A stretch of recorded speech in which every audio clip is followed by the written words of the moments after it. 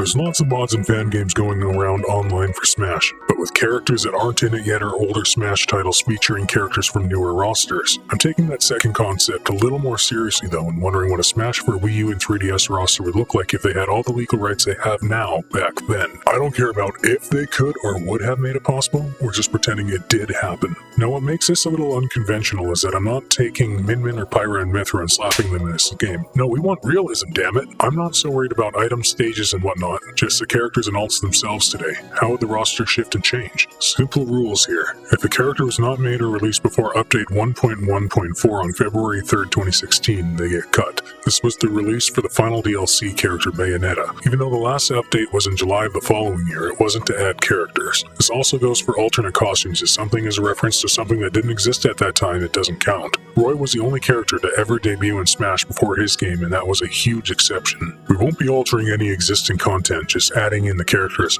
So if we had to change something like Samus's Dark Samus alt to bring in Dark Samus, that's no good. We're not writing cringy fanfiction here, just pushing logic. So Echo Fighters will be removed if they were incorporated as an alt already. Let's start with them. Daisy and Dark Samus are alts here, so they get cut. Ken and Richter can fall in the same boat with Dark Pit and Lucina as existing, I guess, because they did too before the rebranding. Chrom is in Lucina's final Smash in this game, and we're not altering that to make sense, so I'll let it slide. Ken, Richter, and Chrom retain their alts from Ultimate. Characters getting cut altogether are Incineroar, Byleth, Pyra and Mithra, Min Min, and Joker.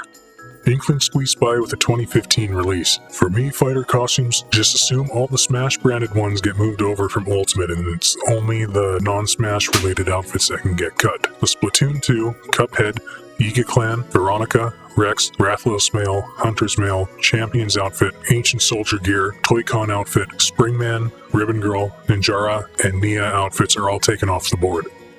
Doomslayer is altered to resemble armor from Doom 3, and Travis' jacket is changed to resemble No More Heroes 2. For newcomers coming back to Smash 4, we have Inkling, Ridley, Simon, K. Rool, Piranha Plant, Banjo and Kazooie, Terry, Steve, and Sephiroth, with the same alts as Ultimate. Isabelle gets her third alt changed from Happy Home Designer to a generic pink outfit. For Hero, I've taken the liberty of replacing the default outfit with the protagonist of 10, as 11 wasn't out yet. His fifth alt will be the 10 render with the same color scheme as it was to reference Dragon Quest V.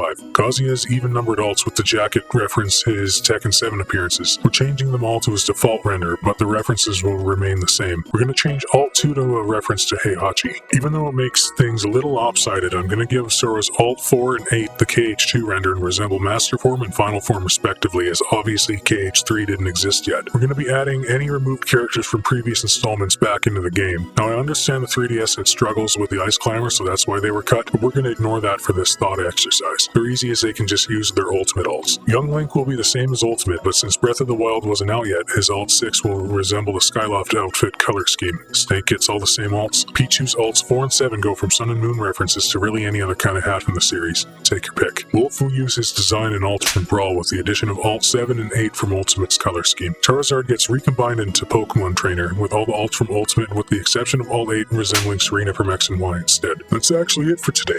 We changed the roster from 58 to 81. Fairly short video compared to my usual, but I think it's nice for both you as an audience and myself for editing to have shorter videos once in a while. If you want to discuss it in the comments, please feel free to discuss how movesets, final smashes, and even stages could be added or altered to fit in this alternate history version of the game. Maybe we can make a follow-up. I just wanted to release something a little quick while I'm working on my next video, as it's quite long and it's taking a long time to edit. I plan on doing this for every game in the series, so stay tuned for more in the future. Check out my Patreon for exclusive perks, and please like, comment, and subscribe, and don't forget to wake the windfish.